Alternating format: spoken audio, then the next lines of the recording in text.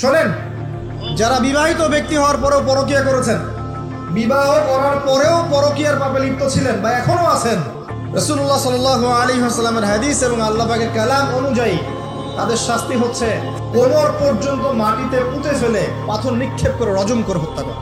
Islamic বক্তা আবু তোহা আদনানকে নিয়ে এবার তার স্ত্রী সাবিকুন নাহার আরও বিস্ফোরক অভিযোগ করলেন। জানালেন, তোহা একাধিক মেয়ের সাথে ফোনে কথা বলতেন। এছাড়া এয়ার হোস্টেস নারীর ছবি ও ভিডিও প্রকাশ করলেন সাবিকুন নাহার। এক ফেসবুক পোস্টে সাবিকুন নাহার এসব বিস্তারিত লিখেছেন।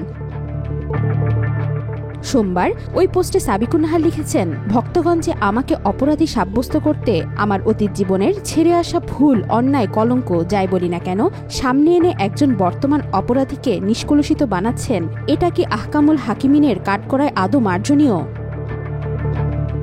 তিনি বলেন, ভক্তরা বলছেন ৩-৪টা আরও বিয়ে করবে, সমস্যা কোথায়? আপনাদের কাছে আমার প্রশ্ন, কত মেয়ের সাথে তিনি কথা বলবেন, পিক নেবেন, একান্তে বসবেন, প্রতিষ্ঠানের নিয়োগের নামে ইন্টারভিউ নিয়ে হোয়াটসঅ্যাপে যোগাযোগ করবেন, কত মেয়ের সাথে আর কত বছর? অতঃপর সুলাসা রুবায়া দাবি থেকে এ যোগাযোগ, অনুভূতি আদান প্রদান হালাল থেকে হারাম হবে কত বছর পর, কত মেয়ের সাথে সময় কাটানোর পর? বেবি দেখাশোনা করার জন্য একটা মেয়ে রাখা হয়েছিল, তার সঙ্গে তোহার যোগাযোগ ছিল অভিযোগ সাবিকুন নাহারের। এছাড়া আরেক মেয়ে, তার মা ক্যান্সারে আক্রান্ত রোগী ছিল, তার মার জন্য টাকা উঠানোর সুবাদে মেয়ের সাথে নিয়মিত যোগাযোগ ছিল। তবে এখানে ওই মেয়েটার ইন্টেনশন খারাপ ছিল না, তবে আদনান জনাবের উদ্দেশ্য ছিল মেয়েটাকে অবিবাহিত অল্প বয়সে কোনোভাবে তার বাগে আনা যায় কিনা। তৃতীয় আরেকটি মেয়ে প্রসঙ্গে সাবিকুন নাহার বলেন, আরেক মেয়েকে মাদ্রাসা করে দেওয়ার সঙ্গত কারণেই এই মেয়ে, ডিটেলস বললাম না, স্থানও নেই, কারণ মেয়েটা বিয়ে হয়ে গেছে জানি। এদের সবার সাথে তার হালাল সম্পর্ক, যেখানে তোহা নিজেই বলে তার নারী সংক্রান্ত সমস্যা আছে, মাহরাম দেখলেও প্রবলেম হয়। সোয়াইব হুজুর আছে একজন, তাকে সে এসব শেয়ারও করেছে বলে দাবি তোহার স্ত্রীর। তিনি লেখেন, আমি জানি কেউ মুখ খুলবেন না, কারণ আপনাদের গালি খেতে চায় না কেউ। প্রয়োজনে সত্য মরে যাক, মিথ্যার জয় হোক, তবুও তারা কেউ কথা বলবেন না।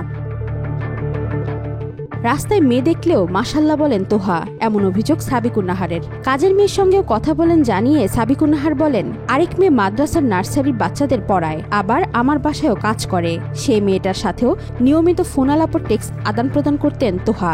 দাবি করার পর তা নিয়ে ঝামেলাও হয়। এই ঘটনার পর ওই মেয়েটাকে বের করে দেন বলে দাবি তোহার স্ত্রীর।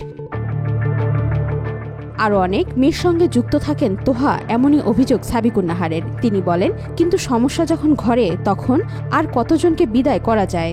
তখন থেকে ফোন দূরে রাখা শুরু, ফোন ধরা নিষেধ। এমনকি এমনই আচরণ করছে যে আমি রীতিমতো তার ফোনের দিক তাকানো নাজায়েজ ভাবতে শুরু করি।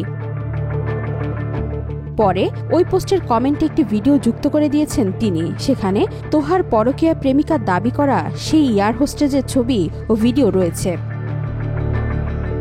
কমেন্ট বক্সে স্ক্রিনশটে ছবি ও ভিডিও পোস্ট করে লিখেছেন, ছবিতে নিজেরাই দেখে নিন, বই নিয়ে স্টুডেন্ট হয়ে সিরাতের ক্লাসে অংশগ্রহণ করা কি বিয়ের জন্য কথা বলতে আসা নমুনা? মেয়েদের সামনে মুখ ঢেকে রাখে আর সরাসরি আদনান সাহেবের সামনে মুখ খুলে বসে থাকে।